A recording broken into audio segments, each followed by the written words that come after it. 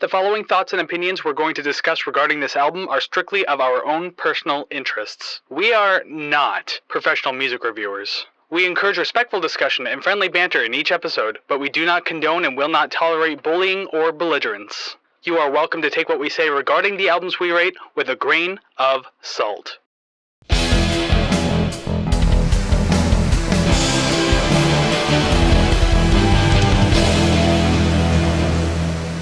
Well, hey there, everybody, and welcome to another episode of the Rate the Record podcast, episode 67. Woo-hoo-hoo! 2 away from 69. Okay, now we're building it up. Now we have to do something for it. I will buy 2 gold balloons that say 6 and 9. And I'll do the podcast naked. No. Yeah, I guess we'll have to do clothes on because we don't know who watches our podcast. We don't know the ages of everybody, so I guess your non-nudist hosts of the day are Kris and Savannah, and that would be a shame if you ever saw that. Trust me. Whew. I mean, I'm sitting here too, and I'm just like, you don't want this. Yeah, I was kicked out of 3 different gyms for working out naked. So you signed a contract and say you wouldn't do that, dummy. Yeah, but come on, do you really think I read what I sign? Have I ever read terms and conditions? Have you ever read terms and conditions? Only once, literally. Oh, really? Once. I actually took the time to do it. It was boring as hell. There's no special $5 prize in there or whatever. Yeah, and you're just like, yeah, I'm just going to click yes to everyone following this. Well, anyways, we're talking about being naked. That's not happening on the podcast. You know what's happening, though? Music review, because that's what we do here. So hello, welcome to the podcast. Welcome to the show today. Glad you could be here and hang out with us today and talk about music in one particular album, at least today. We're looking at Shad's The Old Prince, the one that I chosen for today. So, hey, yes, once again, thank you very much for being here. And if you've been here before, you know exactly what's up on this show. You know exactly what we do. And you know that we don't get naked at the very least. So, hey, breathe a sigh of relief. Anyways, you know exactly what we do, so that's all good. But if you're new here, welcome to the show. We hope you enjoy your stay. We hope that you contribute to the community and everything like that. Let us know what you think of the albums that we do. Chances are you don't know what we do here on the show, so each week, Savannah and I, we will choose an album. As I said, we'll choose one completely at random, like I chose today's.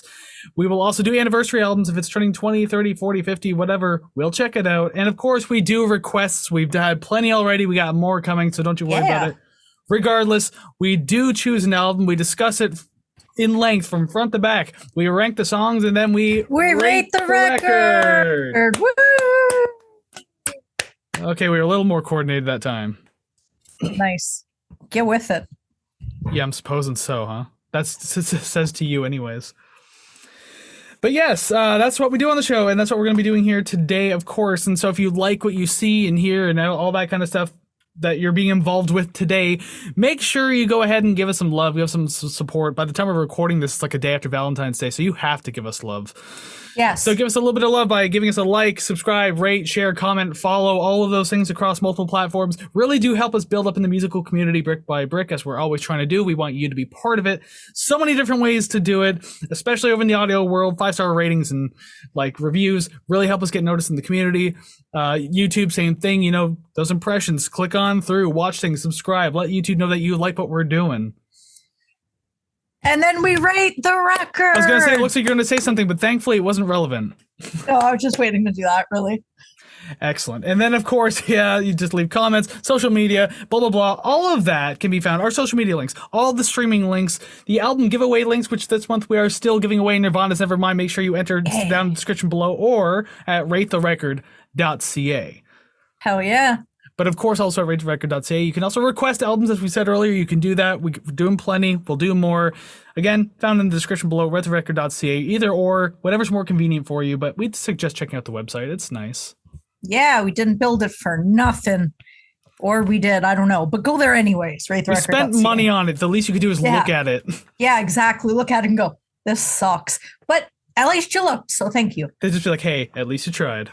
Exactly. You know what else is over there? Our link to kofi.com/ratetherecord, also in the description below, but it's also at ratetherecord.ca. If you want to financially support the show, if like just doing all the free stuff just isn't enough, you got to show that much more love for whatever reason, you can do that. Join the RTR Club, $5 a month, or a one-time donation. You can do either or, completely optional, but you do get bonus stuff like bonus content. For example, I just released a whole video of me ranking Elliott Smith's discography. His dick, apparently. I almost had a Freudian slip. Ooh, yay. Oh, yeah. Grade A dick. Anyway, his discography, I just ranked it, and so you can watch that bonus content over there. There's also other like pre-show stuff that we do. We'll shout you out. We'll put your name on a card at the end of the episode. And of course, if you have a band and you want us to look at one of your songs, we'll be glad to review it and B-tier it like we've always promised that we will. Yay! Except for last week. Last week was an A tier, and I chose it, and I feel so proud. I'm still letting you have that, because, I mean, why not? But that's the only one you do get. If you A tier another album, that'll be great, but I'm still going to be like, I have more than you, blah, blah, blah. But, like, whatever. Yeah, last week we did Michael Jackson's Thriller, the biggest album of all time, and happens to be on our A tier, so you know it's big. Hell yeah. Hell yeah. We are the curators of what is great 40 to 50 years later. I will say for season 4, though, we've had a pretty good string of A-tier albums. We've had like 2 B-tiers, and all the others are A. I think we finally got on to, like, we're onto something. So I'm really curious to see where this one lands, because just God willing, this one be an A tier. I think season 4 thus far has been the best. Yeah, with score-wise, absolutely. Hell yeah. Although, is it weird that I miss doing like C or D tier albums? We haven't done a D tier since like season 2, the beginning of season 2. Like sometimes the Megadeth. punishment of listening to it is like just it's fun enough, you know. But also, I think like not that I think I'm funny or that I always try to purposely be funny. But the thing is, I think the best comedic content I've ever done came out of like those albums like Brooks and Dunn, Megadeth. Like Dylan. Just the other, don't even get me started.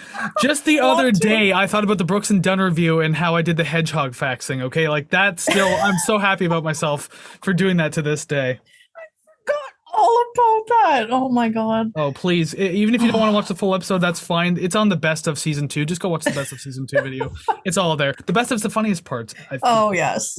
But anyways, we digress. It's time to actually get into this review. Or just before we get into the review, I want to tell you a little bit about our artist today, Shad, and a little bit about his album, The Old Prince. I know not a lot of people know too much about him. He's not like a huge name in the world of hip-hop, but he's a Canadian hip-hop artist at the very least, so he's doing us proud here. Yeah. So, Shadrach Kabongo, better known by his stage name as Shad or Shad K, was born on July 18th, 1982 in London, Ontario, Canada. His family originally immigrated from Kenya to London, Ontario, Canada, obviously before he was born.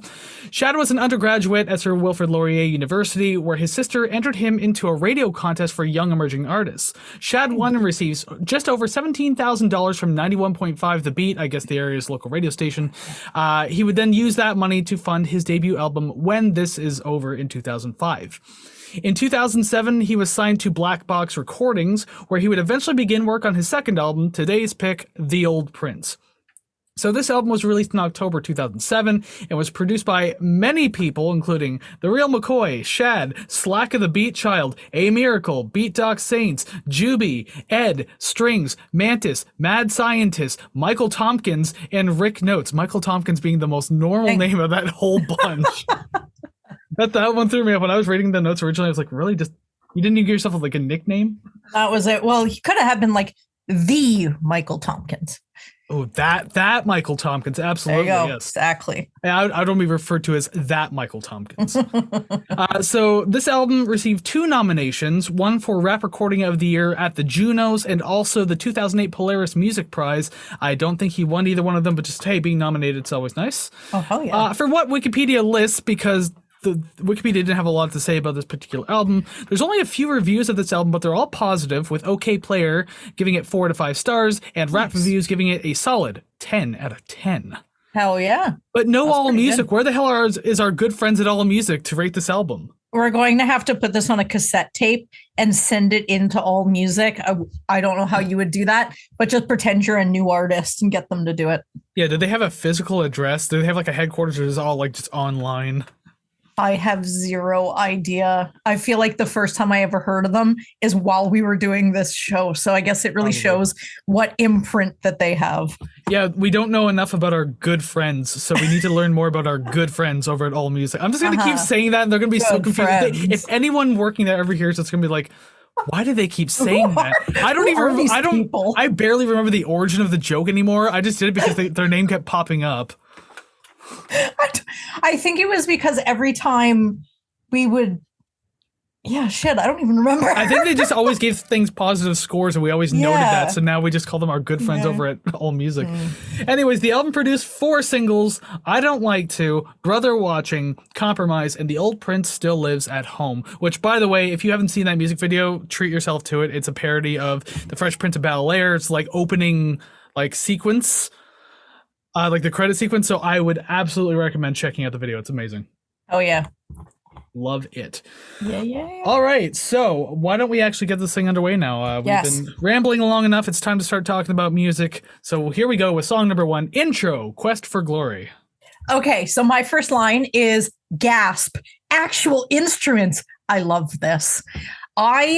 If you've listened to this show before, I have some pretty shitty takes on a lot of things, and any hip hop or rap, I feel like I kind of need that sort of niche and then spread that out. And I find specific little pockets of hip hop that I like. Soon as I started listening to this, I was like, I'm down for this. This is pretty good.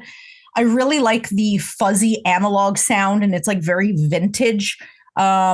Some songs on the album, I can't specifically remember if it was this one, have backing samples, which obviously adds to the vintage sound.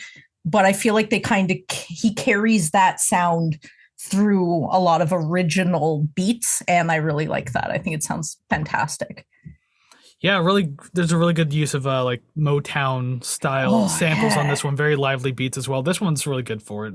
Yeah. I mean, most of the songs on this album are pretty good for it in general. But yeah, just this is a great way to start the album because it kind of gives you a good idea of what to expect moving forward. Definitely. Because spoiler alert, and I don't even mean this in a bad way, but most of the album sounds like this song.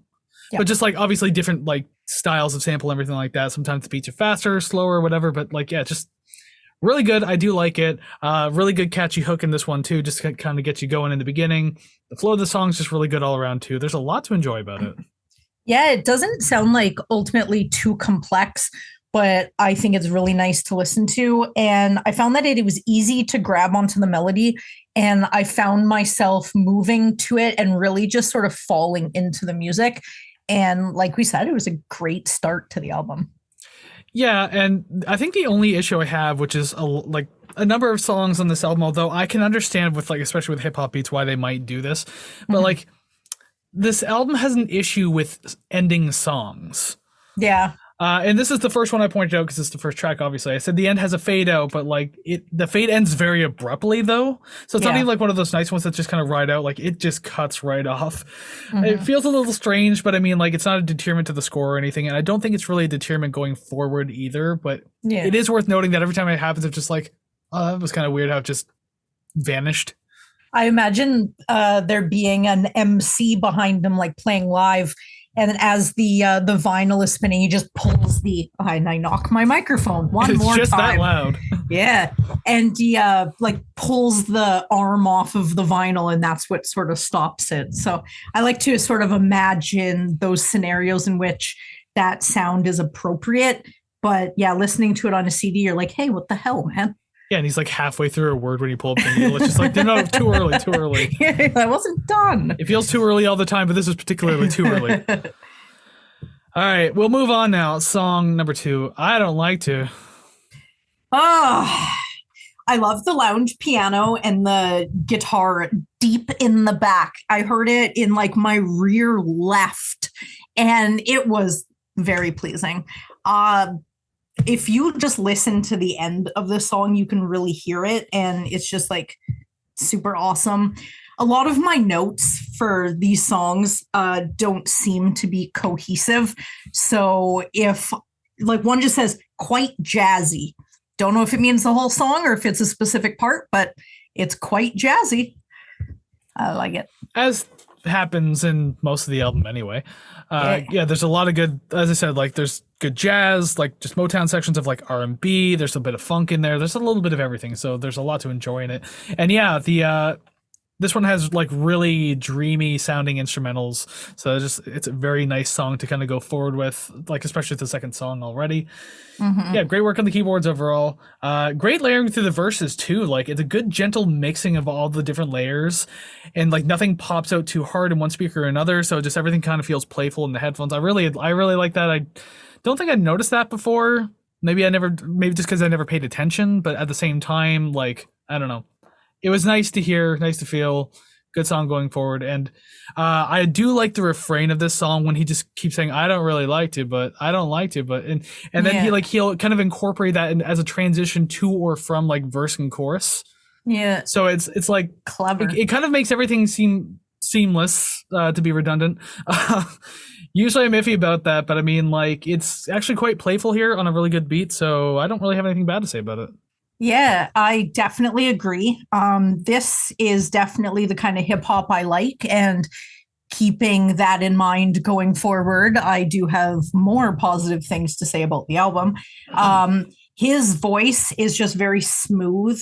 It like matches the music very well. It's not he's not yelling, it's not like grating, so it's just very chill. I could listen to this forever. And I really like, I don't really know how to describe it, but it's like that hi-hat hesitation where it's like you expect it to go quarter notes, but it kind of like hesitates a bit and it kind of feels like a hiccup. I find that adds a lot of interest, and I definitely noticed it in this one, and I really, really enjoyed it. Before we go any further too, I do want to say I haven't done this in a while, but I want to guess what your score of the album is. Because this one's hip hop too, so it's not like we're going into another rock album or 90s, whatever the hell album. This one's kind of a different flavor, and I tend to have a harder time discerning what you would like out of rock because I've like my mixtape episode clearly didn't get everything right on that one. Yeah, and I'm a picky bitch, so I suppose so. Yeah, you can change your mood on a dime. Yes, but with hip hop, you seem to be fairly straightforward in what you like. Like once we did Saul Williams, I was starting to get a good idea of what you like out of hip hop. Yeah, and I did mention that like one day if we ever do Public Enemy, like you would probably end up liking that too. And I think we even mentioned that in like the Nine Inch Nails episode. Yeah, and I like that song that they did with Anthrax. I really like that. So Optimism. Oh, Bring the Noise. Yeah. Yeah. Hell yeah. Yeah, and then obviously once we did Death Grips and you didn't really like that kind of cemented for me like I think I know what you like. Not that I chose this album because I think you'd like it, but like I was going to choose it anyway. But I think that I'm on the right path with this. But with this said, because it's hip hop, yes, I guess it was going to be like 74. Okay, and what is the margin of error either way, just in case it's off? I don't want to go too high and cheat. Like is saying 2% too much? No, that's good. 2? Okay, so 2% margin of error either way. Okay, cool. Because I think that you're gonna like this album overall, but because it's hip hop, it's like not your top tier, but you'll still enjoy things about it. Like it's hard to explain. Yeah, I think you get it. Yeah, well, I mean, coming from someone who finds it really hard to explain what my likes are, it's definitely understandable that you can describe what my likes might be. I would like to think I'm getting better though. Yes. Just like me bragging about picking what your number one song is, because as soon as I hear it, I go, yeah, Kris will like this. And I've been doing pretty well. This one I wouldn't be able to do it with, though. No, you don't feel confident? Not at all. Rock, I'm getting there. Like hip hop and rap, not well, so much. I like a lot of different styles of hip hop and rap, so it's hard to kind of intermingle them a little bit. Because something that I wouldn't think that you would like, you may like a lot just because of a minuscule little sound or sample or something. So I'm definitely not going to guess yours, but I'm really anxious to see if you get it. Like I know if you did, but I'm anxious to share that. Well, knowing all this information is what we all want. Song number 3, What We All Want. That one worked. Yeah, it did, and it wasn't forced or annoying. Okay, so I'm listening to this, and now if you haven't heard us before, we don't do lyrical analysis when it comes to hip hop and rap. Sometimes it's hard to get around it only because the words and the lyrics are so in the forefront. That isn't a precursor to me doing a lyrical analysis, but after the opening monologue to this song, I really found myself just sort of sitting here thinking, damn, man, me too. And then as the song goes on, I'm still just sitting here going, me too. As if he's sitting next to me and I'm listening to it and I just fist bump him. I'm like, I hear you, man. It's just, it touched me in a way that I didn't expect the lyrics to. And I really appreciated that. Yeah, he's quite the songwriter. And I mean, like, even with the hint that I gave last week at the end of the Michael Jackson episode, Dallas Green from Alexis on Fire said, like in a quote, that he believes that Shad can rap better than most people can speak. Yeah. And I mean, now that you've heard the album, you can understand that he's very fluent and clear with it. He's a great storyteller. I mean, like, but it just sounds like he's talking as well. It's like you're just having a conversation with him. And I love that. Yeah, it's very just clean and precise. Yeah. Yeah, there's a really nice string sample on this one that I do enjoy, and it makes the track feel like a far more atmospheric as well, which I always appreciate those kinds of things. So it's really cool, especially in a hip hop track where, like, with most hip hop, it's very just beat centric. Yeah, the vocals and lyrics play a huge part in what the song is. So when you can make it feel atmospheric and like really immersive, I think that's really cool. So the song does a good job of that.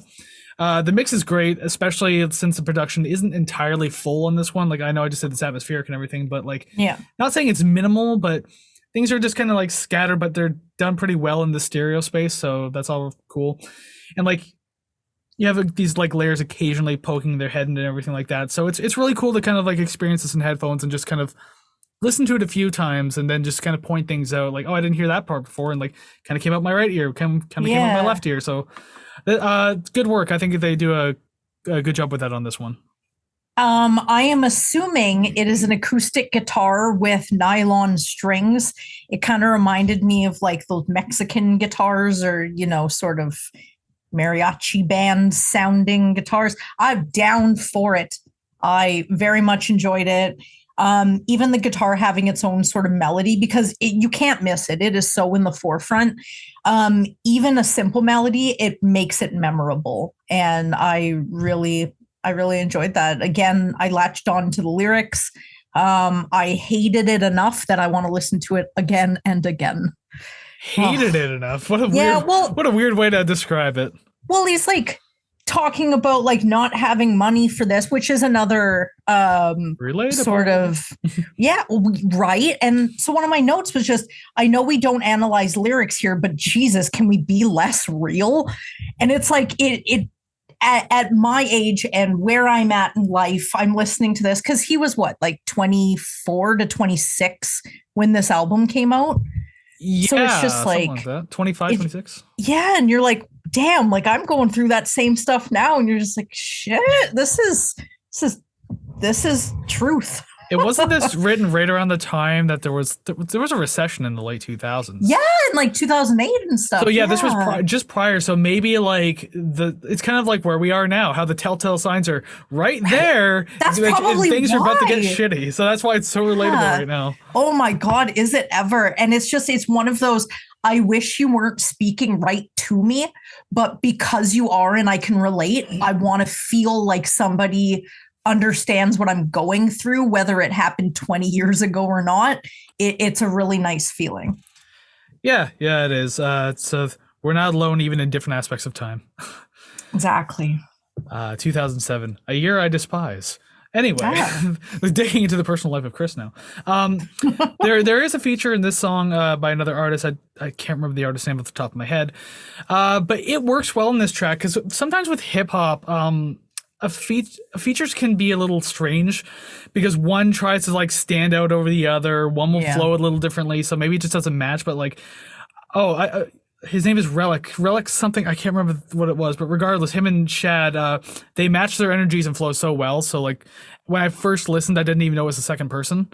Oh really? Oh shit! Like vocally. Yeah, like just rapping one of the verses. Yeah. I didn't even notice. I only noticed like on my second listen through the album, like just this week alone, like I noticed like, yeah, that's not quite Shad's tone. And then I looked and there's a feature in there. So I was like, oh, okay, that makes a lot more sense. But again, their energy and flow just matches so well. Yeah. So this is a really good one. Good feature. So I like that.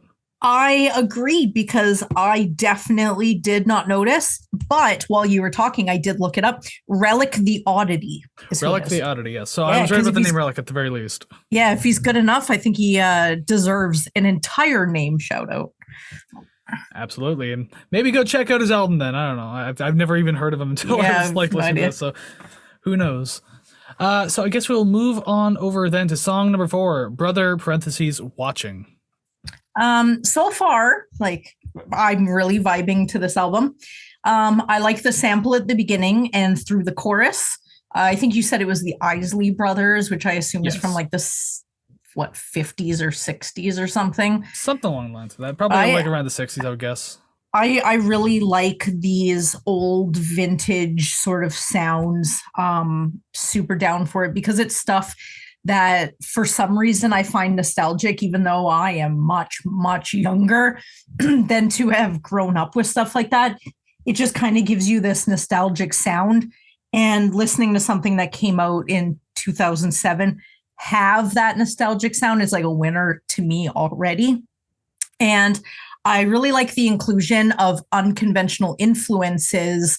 I find that it really makes it interesting, sort of going back with the sample. So I like it so far. Not one miss up until right now. Not that this one is, but we're still going on a high note. And I'm very pleased with it. Yeah. Yeah, I do like the old school style of like sampling from like in the world of hip hop, how they would literally just put a record on turntable. They'd buy random like old jazz and Motown records and all that kind of stuff, classical records sometimes. Find just one little part that you like and then just throw it in and make that your sample. Like I'm wondering if that's how they did it on this one. Like I don't know how prevalent digital would have been. I mean, I guess it was kind of prevalent in 2007, but still, Yeah. I can imagine, like even producers like a guy named LP, for example, like he would still get a physical record and like go old school with it. So, like I think that's pretty cool. So yeah, the Isley Brothers sample on this fantastic, just an excellent choice to put in. The piano work is the life of this track too. I think it's fantastic. I know that comes as part of the sample, I would imagine, but still, it works. It all sounds really good. Just those piano chords are just absolutely fantastic. Buttery, I love it. I really like the strings at the end to sort of slow down the song. I did make note of Chef's Kiss. And like the last song, I'm definitely not the target audience for this. Just talking about, like his like black men, black community. I am a white woman. I am not the target audience, but he comes across relatable enough that it literally feels like he's talking to me. And I really like that. He could talk about his family of turtles that he comes from. And I'd be like, oh, yeah, I definitely have a turtle family as well. I feel you. I feel like I'm in a shell too. Right. And it's just, I don't know if it is the passion that he comes across with or if it's just the words he says, but either way he got me and I was thoroughly entrenched in the song. So yeah, like again, no lyrical breakdown at like too much, but like it is interesting to hear this lyrical content in the context of where he grew up, like which is London, Ontario, especially when he was growing up. Like I'm not certain about how it is now, but it was a super heavy-handed white ratio essentially. Yeah. Oh yeah. So like I was reading that there could have been a possibility he was like one of the very few black kids in his school, in his neighborhood type thing. So you can definitely hear that in the lyrics. Comes out very personal. Not that his other tracks aren't like lyrically like relevant or irrelevant to this particular song or anything, because obviously they're all very personal songs, but this one feels like very personal and on the point. So like, it gives you something a little more to appreciate, and the kind of emotional samples that go with it, just like the chord progressions all work. And then that string section just adds a lot of life to the song as well. Even going to the ending, it's all really good. It gives it that it makes the flow feel like really airy essentially. Really pretty. I like it. Yeah. I don't have much for that one other than it took my heart and sang to it for 3.5 minutes. Trying to help you understand the struggle. I like this album. Spoiler alert. I like it. I would listen to a struggle all the time. And to be quite honest with you, I'm not even going to try and hide it. I want to listen to his other records. Do it. Like I totally want to. I like it.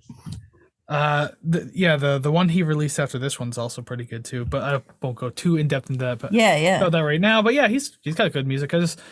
I remember hearing this one, and then I ended up seeing him live at like V-Fest 2008. So like that was really cool too. So I can at least say I've seen him live, and it was just after this record came out. Yeah. So then he's got just like 2 albums of material. So you probably heard a lot from this album. Yeah, and I think there was he was also performed a couple of early demos that would go on to be on the next album type things. So okay, I can't remember. This was like 15 years ago. So yeah, been a while.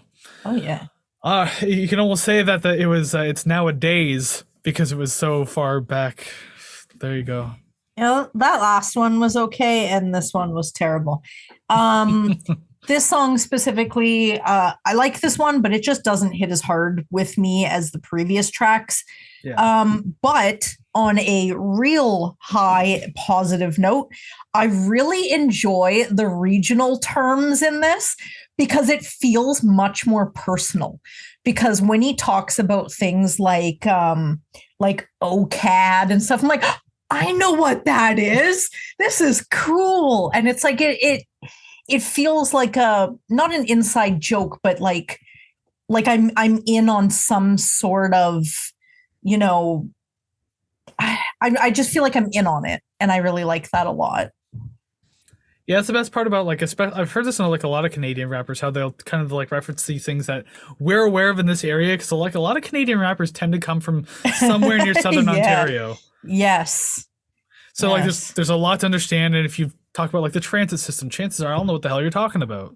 Yeah, exactly. And all I have to do is use like acronyms, and you're like, I'm on it. I know exactly what that is. I know what we're saying. And it's like, I know whether you're talking about it in a positive or negative light only because I'm already aware of it. So I found that sort of like inside joke feeling really warm and inviting to a very slim amount of Canadians. We need more rappers to write more songs about stinky, smelly Hamilton, Ontario. Yeah, exactly. About like steel and mills and mining and such. Grime and the gross downtown core. Exactly. We can say that we live here. Don't worry about it. I was going to say, but neither of us live downtown. So screw guys. I lived downtown for 3 years, like just a decade ago. So I very much know. I was living in an apartment with a friend, and there were some characters. There was quite the cast of characters. If you go back to the very first couple episodes of season 1, I was also living downtown, saw those shady characters, and I moved away. Hell yeah. And that was the only reason why you moved away. It couldn't possibly be anything else. Exactly. Nothing else at all. So yeah, this song nowadays, one of the things that stands out to me almost immediately was the vocal background of like the ooze. Mm-hmm. Like that happens, and I think they sound really pretty, but it honestly reminds me of the song Window Licker by Aphex Twin, which I also really like that song, and that music video is even better. I've heard of the band. I've never heard anything of theirs, but I think they're pretty industrial. If I didn't know you, it's like electronic. Yeah. I always thought they were sort of like a skinny puppy type thing, but they might be different. Oh, they're very different. Yeah, very different. It's like a darker electronic style music, very experimental. Like it's not quite skinny puppy. Interesting. Yeah, but regardless, I like that. Maybe go treat yourself with that music video too. On top of watching The Old Prince Still Lives at Home, go watch Window Licker by Aphex Twin. You'll thank me later. Yeah, I'm noticing the bass line more in this one than on the other tracks. Not that they weren't noticeable, but there's something about it that just a little more playful in this one. It was like really smooth and like low key, while again also being fairly playful. So just more to enjoy in the background as things are kind of happening. The only other thing I have to say is I'm a little iffy about the abrupt ending, as I am with most tracks, but this one I actually wrote a note for, so it must have been a little more impactful. Because on one hand, I appreciate just executing an idea and being done with it, as I've said in multiple reviews in the past too. Yeah, you don't want the track to be stale, so just kind of get your idea out and just get out the door.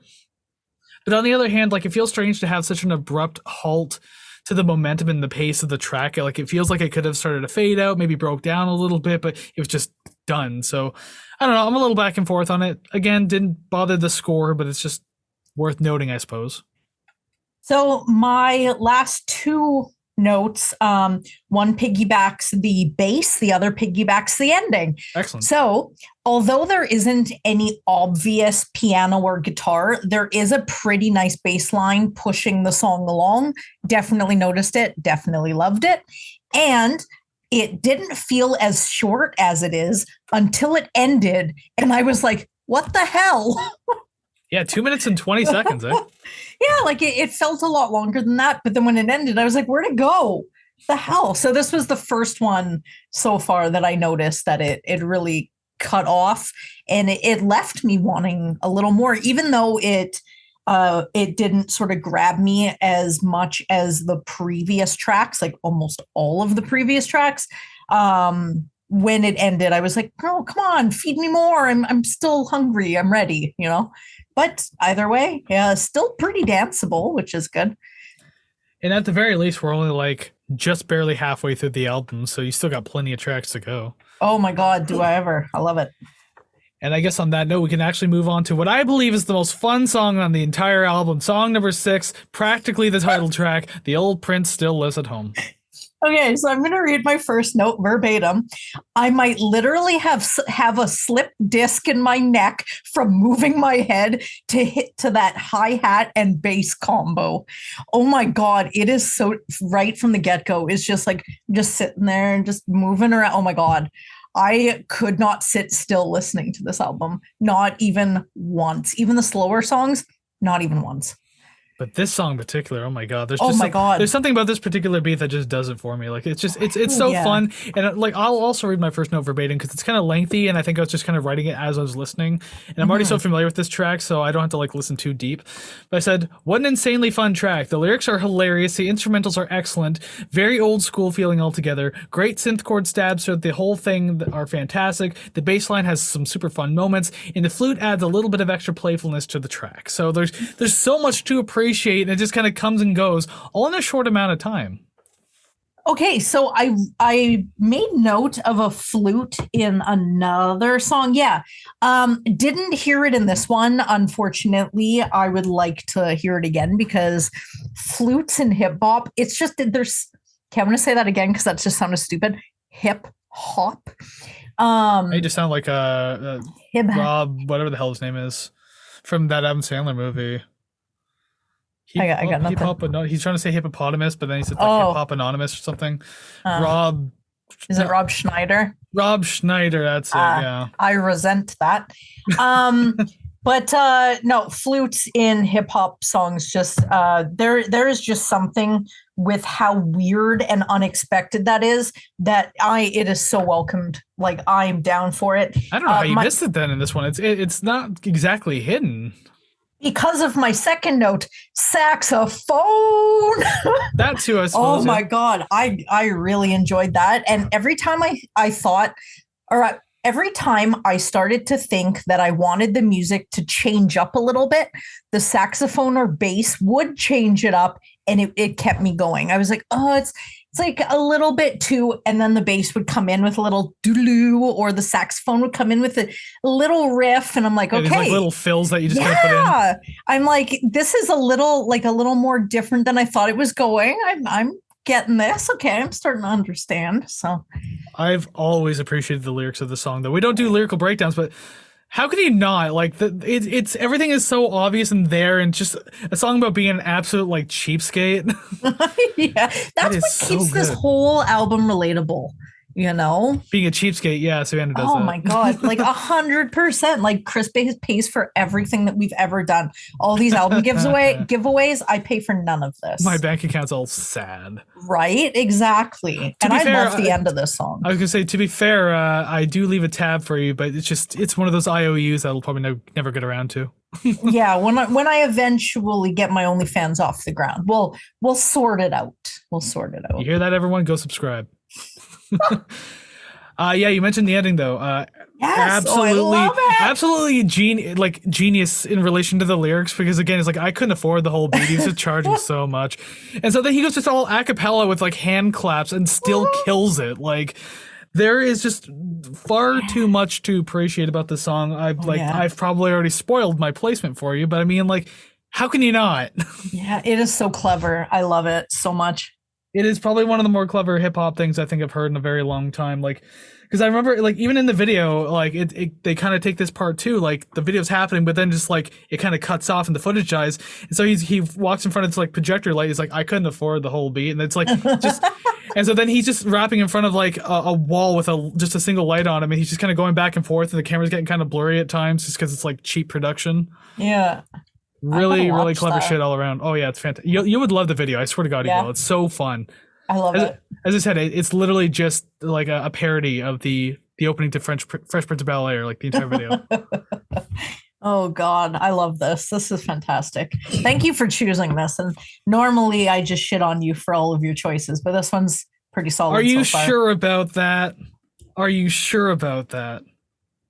This one is pretty good. Yes, I'm pretty sure that this one's good. We have a whole tier list that says differently. No, this one's good, I'm sure. Yep. Oh, at least that one's up there, I guess.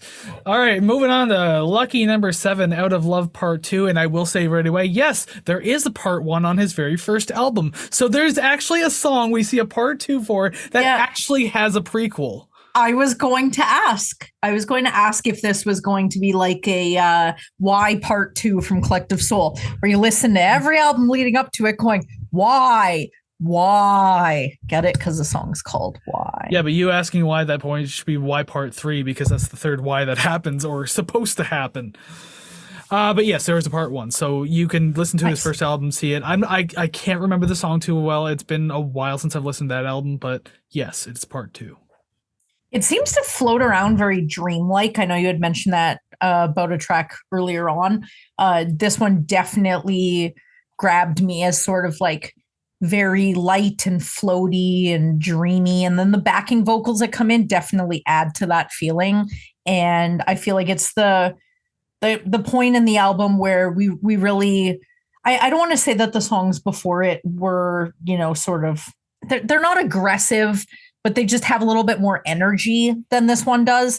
So it kind of feels like this is the first real come down from it. And I think it is appropriately placed and it's sort of lesser energy than the others, but it still upholds enough energy to push it forwards. You know what I mean? I like that. No, I got you. It's a good middle portion of the album here. So it's like taking what the first half gave you, pushing you into the second half, because there are some exciting songs in the second half as well. Yes. I'm not huge on the instrumentals on this one. Not that they're terrible, but just I'm not really big on that wavering synth that keeps like sliding upwards over and over again. Just, I don't know, that always kind of bothered me a little bit, but the song's still fine and everything like that. Shad does a lot with his vocals in this one, like kind of slowly ascending in tone throughout the entire track. So it starts a little lower in the first verse, and by the time like the end of the second verse hits, like he's like higher in tone. So it's been building that entire time. A little thing I noticed, and I really kind of like that because it's one of those things you might not catch on to right away. Yeah. It gives you a good sense of like the song changing throughout the entire duration. It's 3 minutes and 24 seconds, so it's not super long, but like it gives you a good idea of where you are just by hearing his vocal tone. So I think that's kind of clever. Yeah, I also use the word clever in this song review. But not too bad. The lyrics are clever and relatable, like a couple, pretty much like the whole album thus far. I found that the song went by so much faster than it should have. I don't know why 3 minutes and almost 3 minutes and 30 seconds. Your typical radio single. Yeah, why that wasn't enough for me, but I guess by the time it ended, I still wanted to hear more. Although I did find it a little harder to groove to the first few listens. After a while, I started to get it, but this is the first one thus far that it took me a little bit more effort to sort of get into, whereas the other ones I pretty much grabbed onto the first listen, if not the first half listen. So this one took a little bit of effort, but it was still pretty good. I liked it. Good to know. I didn't really have anything else for that one either, so I guess we'll just move on to what you would swear would be at least the second half, the beginning of the second half of the album, I guess. I don't know. But song number 8, The Last 3 Years, parentheses, interlude. And that's exactly what it is. It's an interlude. So I do have a question for you, and then my review for this one's pretty short. Now that we've gotten a little farther into the album, do you still stand by your projected album rating for me? What you think I will rate it? No, but I'm not allowed to change it. Dang. Okay. You don't get a second chance. You guess first, and it's stapled in until the very end. Oh, it's killing you, isn't it? Not as much as you'd think, but I know I'm wrong. That's okay. So my first note is that like a flute or something, because I'm unsure whether it's an actual woodwind or string, or if it's just sort of a programmed keyboard. Assuming it's an actual flute because it sounds really nice. If it's not, doesn't matter. Sounds nice anyways. And it is very 70s. Savannah likes this. It's oh yes, that genre of music. Oh my God. It is like very like reminiscent of like Michael McDonald or Air Supply or any of those sort of like 70s soft rock. Only women like this. And like I don't women in their 40s having like cocktail parties. Yeah. And exactly. Cocktail parties. Down for it. I am so down for it. That would be you, wouldn't it? Oh, yes, it would. And you're not even 40 yet, but you'd be like, I'll be right there in 5 minutes. Yeah. Well, okay. So when I was younger, I think I was in my early 20s, I used to be a banquet server for buffets. It was like a Sunday morning buffet. And we used to have like an entire grand piano in the middle. And there'd be this guy that would come in for a couple hours and just play, soft tunes on the piano. And it just flashed me right back to that. It was very pleasing and I really liked it. I think it is a real flute in this song. I'll say that much because I noticed the dynamics of the instrument, like kind of like coming in softly, going out softly, but like still kind of like showing the volume. So it felt real. And if that's a keyboard, someone's doing a goddamn good job on the volume knob. I swear to God, it just feels better. But yeah, beautiful piano and flute work all throughout. It's nice to have a moment like this, especially on the second half of the album too. Just kind of, not that you necessarily need a breathing point on this album because nothing's like super crazy or anything like that. But it's just nice to always have like a settling down moment, everything like that. So it's always good.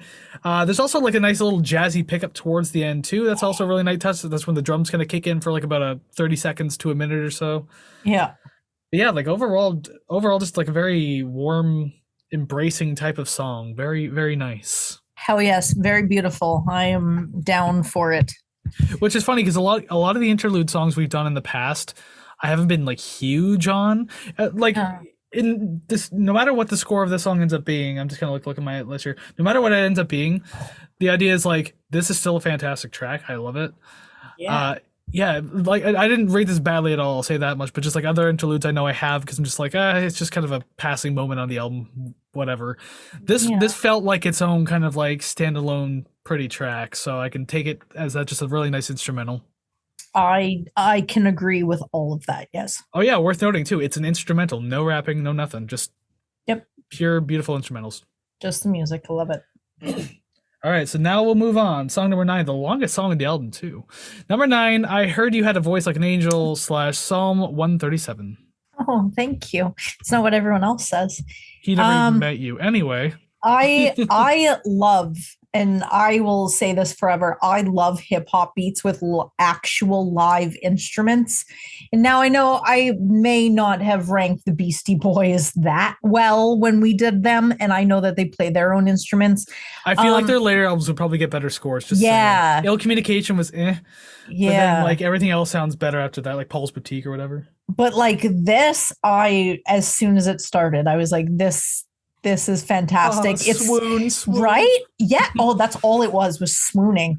And it's not that it starts off with just like this mechanical beat that plays over. It's just it has this, like, it has soul because someone's playing it and you can tell someone's playing it, and it matches up with the sort of soulful lyrics, and it's just it touched my soul, and it's quite intimate, and it feels like the recipient of the song, like whoever he's like singing about, is sitting alone in the audience of an auditorium and he's performing to just them, and that's how it feels.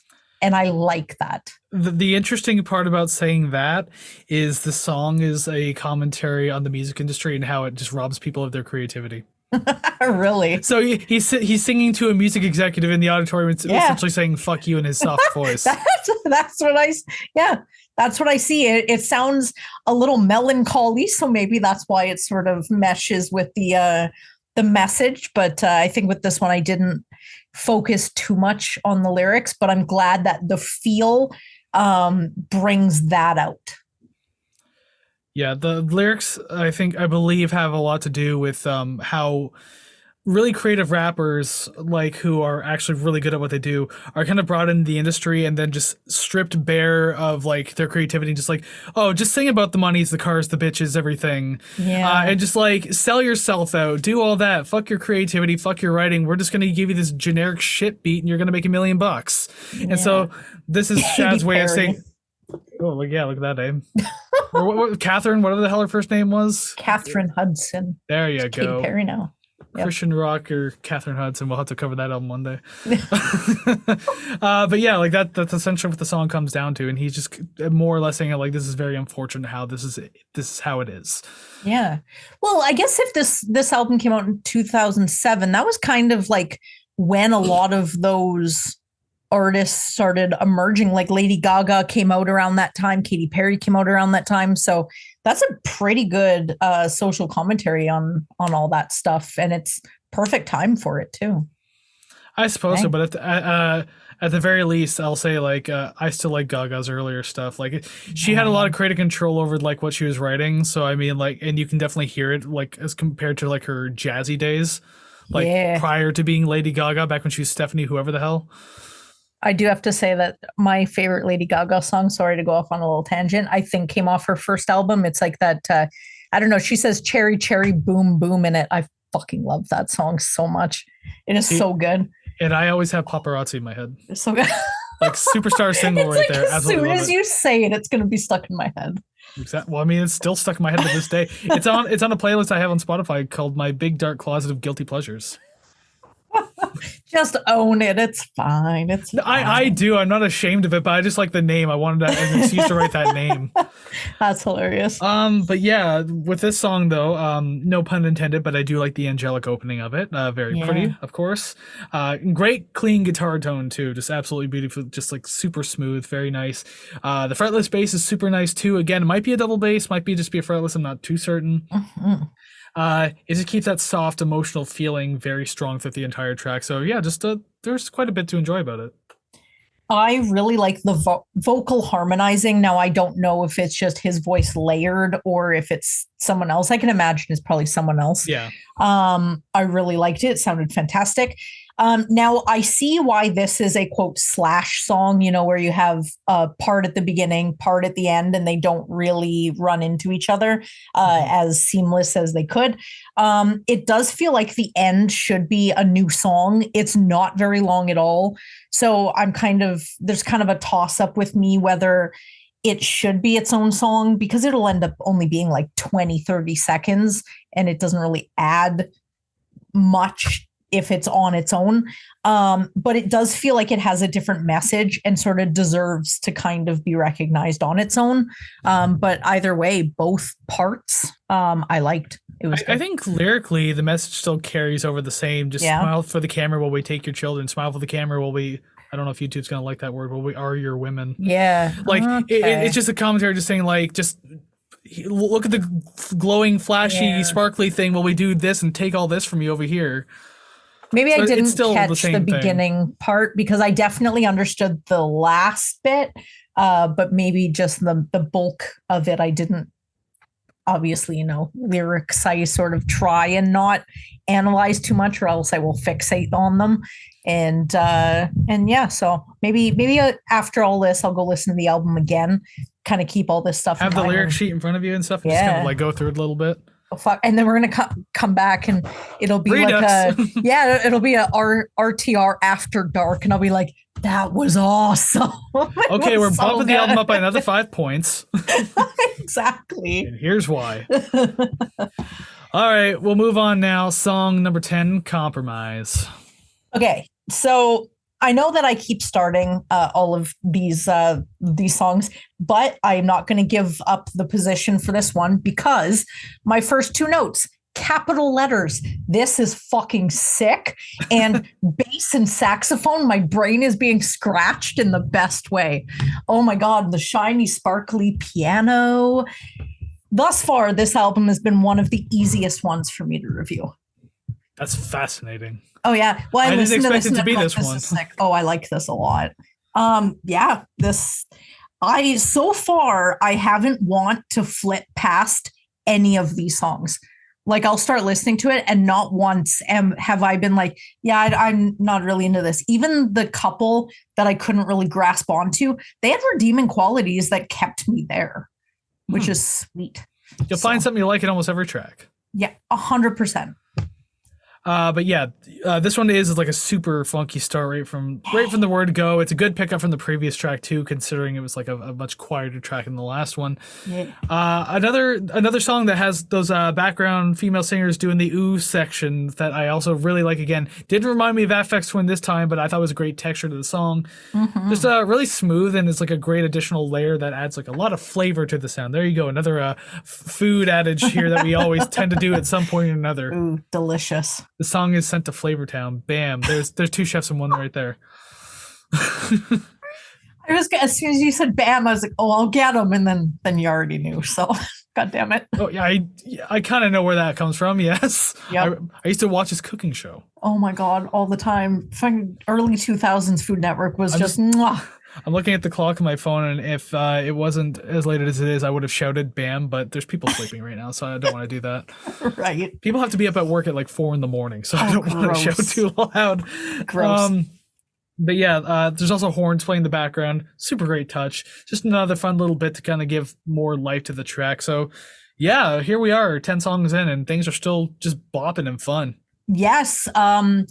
I even if there wasn't any vocals, I would completely put the backing track on and just listen to that. I find that when there is a sort of beat or sort of just a musical melody that is good enough without lyrics, that you could just play for like 10 minutes, sort of like being in like, again, a hotel lobby or something. You're listening to it and you're like, this makes me feel good. It doesn't sound like it was released in 2007. I don't know when I thought this belonged in, but it doesn't feel modern enough. And then I realized that shit's 16 years old. Yeah, so what's modern anymore? Yeah, exactly. I feel like, oh my God, it's so weird. It's like this was like pre-trap. Oh my God. Pre-Mumble, pre-SoundCloud. Right? And like Skrillex came after this. Yeah, at like this time, he was still in an emo band. Oh, yeah, no one gave a shit about them. I don't remember their names anyway. From first to last. That's it. But yeah, I don't have much else to say about this one other than the beat choices here are just top notch. Well, he worked with a lot of good producers on this album then. Yeah, you can tell. You can definitely tell. Awesome. All right, with that, we'll move on now. We're getting close to the end. Yeah. So song number 11, Exile.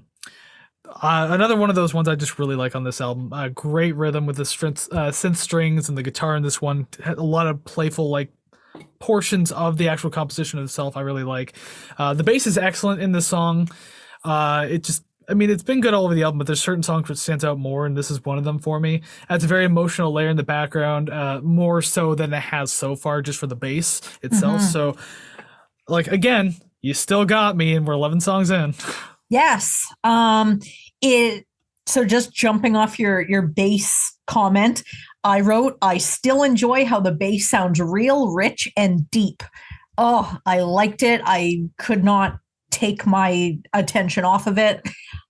This song does feel like end of album, but not in a bad way. It just sort of feels like okay, you know what? Like how at like I don't really know, maybe like a school dance or something, they'll kind of put something on it near the end, kind of like playing Semisonic's Closing Time. It doesn't scream like, hey, we're winding down. It just screams, we're done now. And that's sort of how I feel with this one. For this one, unfortunately, I don't like the beat as much as other songs. I feel like it kind of lost a bit of the energy that really barreled me into this track, because the last song, in comparison to this one, they do have two completely different energies. But I really like the strings in this, and I think it would grow on me the more that I listen to it. And the fact that it got, we have 11, track 11 for me to say that, it definitely awesome. And I'm kind of on the opposite spectrum because we need at least one of those. I think the beat in the song is awesome. Yeah, of course. I do love it. It has energy and life without being like overbearing or like too loud in the mix or anything like that. Yeah. And it's very appropriate. Like it's not trying to be more than it actually is, and just it matches the instrumentals that are going on. So I really like it. And that ending gets me every single time. I fucking love it. It's super gorgeous and emotional ending on that guitar, just like these nice little chords and like melody being played out. It's perfect to fade out on that, and I just wish there was more of a build up to it though, because it kind of appeared very suddenly in the mix and just finished from there.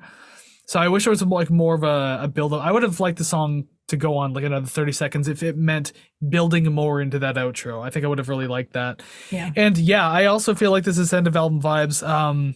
It comes up in a note as in my next two tracks, but how Exile would have been the perfect album ender. Yeah. Especially if you took my note there and like added that extra 30 seconds to just introduce that the ending a little bit, would have been absolutely perfect. But I still love the song. I think it's fantastic. I agree. It's one of those ones that I out of a handful of songs on this album throughout the years, I've definitely listened to on repeat. Oh yeah. Mm-hmm. I have to give it a little bit more time than I have to give some of the other ones, but I mean, it's time that I'm willing to give. Well, there you go. That's a positive note right there, and Yeah. I'll take it. I don't think I've said anything ultimately negative this entire time. You are welcome. Well, there's still two tracks left, and I have no idea what you have in store. Okay, let's see. Song number 12, Get Up. I just love the vintage sound presented in like a modern way. I adore how this doesn't sound digitally created. It feels like they went into a room, they played instruments, whoever contributed to this track. It doesn't sound like they sat behind the control board on Pro Tools and moved this, manipulated that. They actually had instruments, tangible things to play. It is so pleasing. Okay, so you don't have anything negative to say about that, so that's fine. Yeah, no, not particularly at all. But yeah, the bass line on the background's string sample is really good. I do like that. It's a great groove and a really rich low tone as well. Mm-hmm. So there's a lot to be appreciated there. And the synth in the chorus feels like such a throwback sound to like older rap and hip hop, as I've kind of like alluded to before. So I really like that. If that was the intended purpose, then good call on that callback and homage. Essentially, yeah. I mean, most of the album has done this already, but there was something about this song in particular that I wanted to note it, so it must have like stood out a little more to me, I guess. And like, here's the note I have about it being like, this is technically the last song on the album because I don't think outro technically counts as a song, but it's just enough. There's music going on and there's poetry, so I count it as a song anyway. But having this technically be the last song on the album, I am a little mixed on this being the ender. Yeah. And just take my note about what I said earlier about Exile being the ender and how you could do that. I think that would have been perfect. Like literally that and this should just swap places, and I think it'd be fine. That happens quite frequently with albums that we listen to. It's just like this one minor tweak at the end would just, make it so much better. But you kind of wonder what the decision making process was to lead to it being the way that it is. I guess I just wanted to go with a little more energy, and then like the next track is kind of like the storybook ending. Yeah. Interesting.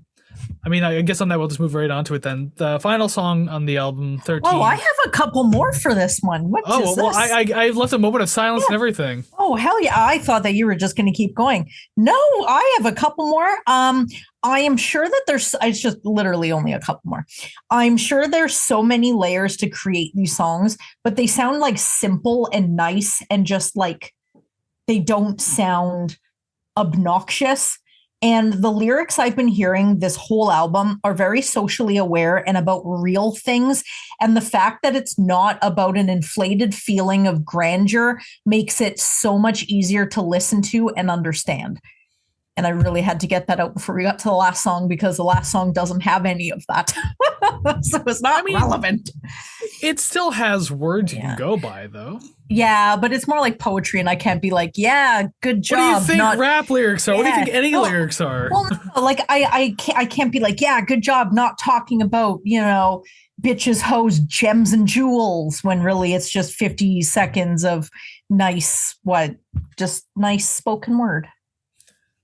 Actually, and then on that, I'll just jump right into it. Song number 13, outro, Yes. Quote unquote song. I have one note, and I'll just read it verbatim because it's slightly lengthy. Just a little bit of poetry accompanied by a beautiful string section. Very pretty sounding with a very nice message behind it. Mm-hmm. Instrumentally, I'd hope for a better ender, but the simplicity of this track, along with its message, are a very nice way to close it all out. Because then they're talking about like the feelings that we get from these like anxious things and everything like that. It should feel more like love or something like along the lines. I can't remember exactly what it was, but it was just a nice way to end. I like that it acts like a bookend to the album, because the album started with spoken word, it ends with spoken word. I like that a lot. The strings make me feel like it's sort of the end of a black and white film, and I guess I had a note twice, so that was really all that I got. Well, and even too, the album artwork looks like the cover of a storybook too. Yeah. So there you go. The entire thing was indeed a book that you just went through. Mm-hmm. The old prince himself. Oh my God, and I hate reading. Ugh. Well, you didn't. This was the audiobook. You got the entire thing on audiobook, and you didn't have to get Kindle. And I hate listening too. Oh, imagine that. You did that. You did that for a whole 40 minutes on this album. Oh, it was terrible. It was a There you go. You managed to complain about it just before we even closed out the episode. It finally happened. We got it all on recording. And with that said, without taking it back, we have reached the end of the episode. Now, this was Shad's The Old Prince, so thank you very much for hanging out with us and listening to what we had to say about this album. We want to hear what you have to say about the album. So again, down in the comments below, wherever you're listening, go ahead and let us know what you think. But of course, as always, there's more you can tell us about what you like about the album, like the song rankings and the album ratings. So we will do that right now, so you can do it as well. So above our heads, boom, graphics have changed. There are names, there are numbers, and there's about to be more names and numbers. Not really numbers, but just names. Because we got to rank the songs from not worst to yes best. Yes, I was thinking that. I'm like, anything that I put at number 13, I can't even say, yeah, that was the worst of all of them. It was just, I liked 12 of them more than that. And it was really hard to see something at number 13. It really hurt my feelings. I have a number of songs that are the same score. So yeah, trying to like rank one over the other was very difficult. But like, I'll say this, the lowest song rank I have is a 7 out of 10, which isn't bad. 7's still good. Me too. Yeah, me too. 100%. That's the lowest that I went with, 7. Well, let's see what's that 13. Let's see what's at number 1 and everything in between. So let's get this started. Song number 13, Out of Love Part 2. Outro. Yeah, that'd be the obvious bit, but here's the funny part. My number 12, outro. I liked outro just a little more. There's something just like so like finalizing and pretty about it. I liked it, and I really like the message as well. My number 12 was Exile. Ooh, that one hurts. I like that one. All right, let's see here. Number 11, What We All Want. Get Up. Unfortunately, they were all kind of end of that was what kept going through my head, and I don't know where that's from. That's Bob Marley, isn't it? Oh, is it? Don't give up the fight. I hate reggae. That's annoying. That was in my head every time I read the song title, so that's really funny. I think that's Bob Marley. I can't. I know what the song is. I just don't know who the artist is. More than likely, probably terrible. Because apparently he's the only reggae artist to ever exist. Oh my God, right? Song number 10, Nowadays. The Last 3 Years, interlude. Last 3 years. Number 9, Intro, Quest for Glory. Out of Love, Part 2. I wonder where Part 1 would land. Song number 8, I Heard You Had a Voice Like an Angel / Psalm 137. Nowadays. I think we're going to hit a 0 on this one. More than likely. Yeah, because our number one's definitely won't match. I can tell you that much. Yeah. Just looking at it. Probably. We have a chance for like one for sure, but I doubt it. no, literally one left. Okay. Okay. Number 7, I don't like to. Intro, Quest for Glory. I'm on a quest for glory. I'm on a quest for glory. Number 6, Get Up. Number 6, I don't like to. We got a lot of one-offs on this one. Yeah. Number 5, The Last 3 Years Interlude. Number 5, What We All Want. What do we all want? I don't know, man. Money. Bitches. Nowadays, yes. Money and bitches, I'll take a little bit of both. Why not? Can I like switch them? Can I interchange them? Yes. Yeah, I think that's called prostitution. Yes. Song number 4, Compromise. Number 4, I Heard You Had a Voice Like an Angel / Psalm 137. I refuse to short form any of these songs. Well, the interesting thing is there's 2 left to match, but they're not going to happen. They're not going to happen. I promise you. Probably not. Especially because of the way you were talking, certainly about certain songs. Number 3, my number 3 is Brother Watching. Yeah. The Old Prince Still Lives at Home. Those are the swappers. Number 2, Exile. Number 2, Brother Watching. Brother, yeah, okay. Number 1, The Old Prince Still Lives at Home. I figured as much the way you were talking about it, but my number 1 I spoiled it too. You did not care. My number 1, Compromise. It was so good. Well, it's a big old fat 0 out of 13. Womp. But hey, we had like 3 or 4 weeks in a row of matches. Yes. And like last week with Michael Jackson, we got 2 out of 9, which kind of bumped up our score a little more, so that's good. No complaints here. No, at least the album was good, right? Oh, yeah. But how good is the question? And that's what we have to do now. It's time to rate the record. So let's go ahead and do that. Swish, transition, whatever. All right, here we are on the album rating screen. Oh my goodness, so many albums come before this one, but for episode 67, we have to add another one to the pile, the list.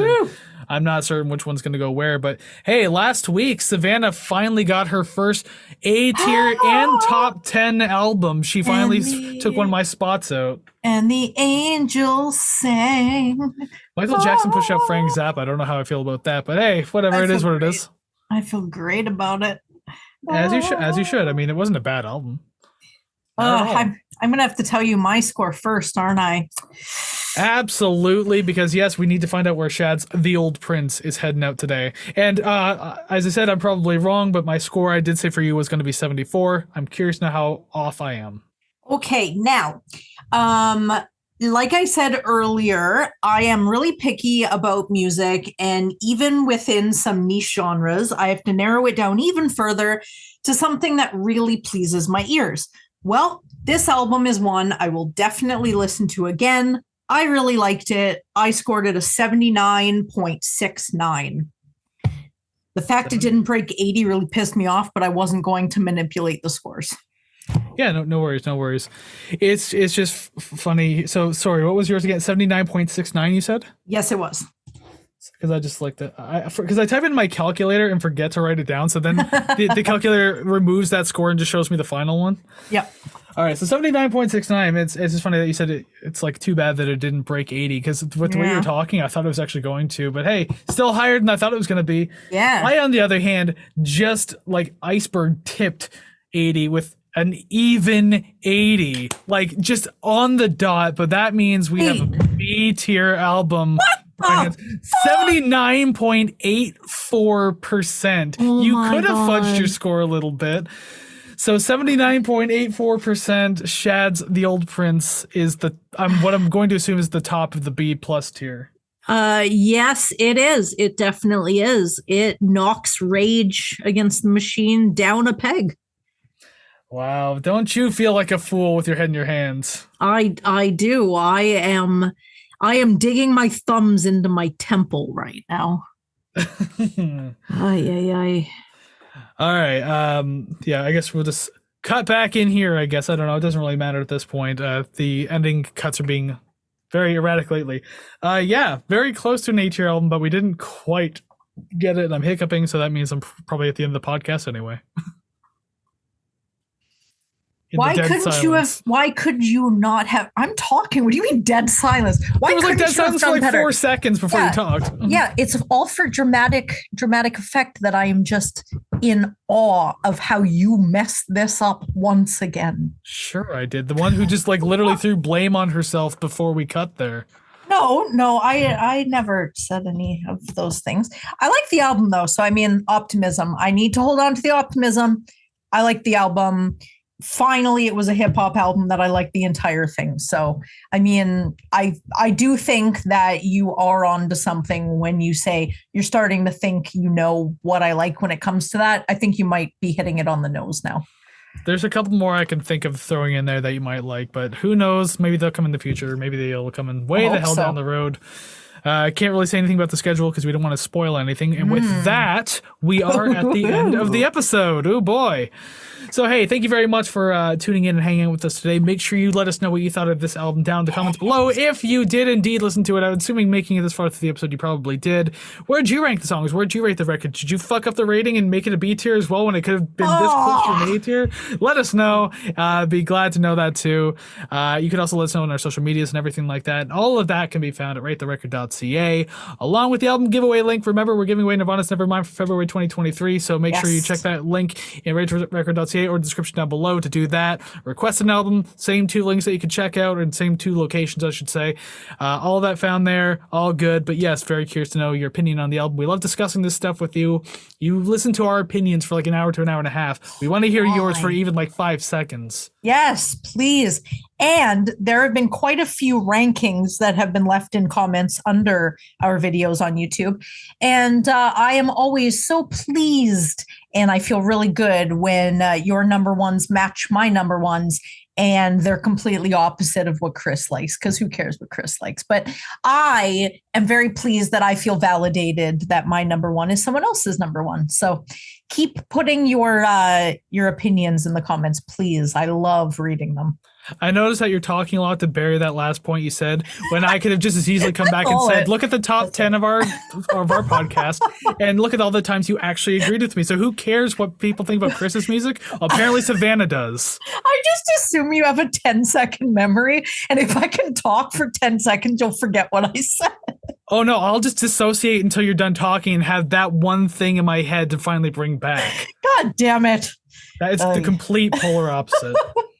But anyways, yes, let us know what you think of the album down there. So once again, thank you very much for hanging out with us today. But before we let you go, speaking of like future schedules and everything like that, we are going to give you a little sneak preview of what to expect next week. Just a little bit of a teaser, if you will. And Savannah's choosing this one. Will it be another A-tier album? We're going to have to wait and see, but wonder what it's going to be. Next week, we have a group where all members succeeded as solo artists, along with being in a group together. They have had many breakups and reunions, but as of right now, they are together in quotes, but they're limited by personal legal issues. I mean, nowadays, who isn't? But that's who we got going on for the next show. Guns N' Roses. Oh, good. Well, can we do Chinese Democracy if we do? Can we not? Yes. Yes, we cannot. Okay, that'd be much more preferred. I prefer not to do Chinese Democracy. I've heard like 3 songs on the album. It's like, this is kind of butt rock boring shit. I haven't heard it at all, but I know that Axl Rose's voice has really diminished since the early 90s. Well, yeah, so like 17 years later, of course it's going to sound a little different. Yeah, but I mean like really different, like Vince Neil different. So I'm a little worried about it, but just as a confirmation for everyone listening, we are not doing Chinese Democracy. No, but we are doing Guns N' Roses, though. That's already been confirmed. Yes, sure. Well, I mean, maybe we're doing it, maybe we're not. I don't know. But if you can actually figure out what we're actually doing next week, go ahead and try to figure that out. But in the meantime, go listen to some awesome music like Shad's The Old Prince that just couldn't A-tier apparently. And we'll see you again real soon. So take care, friends. Bye-bye.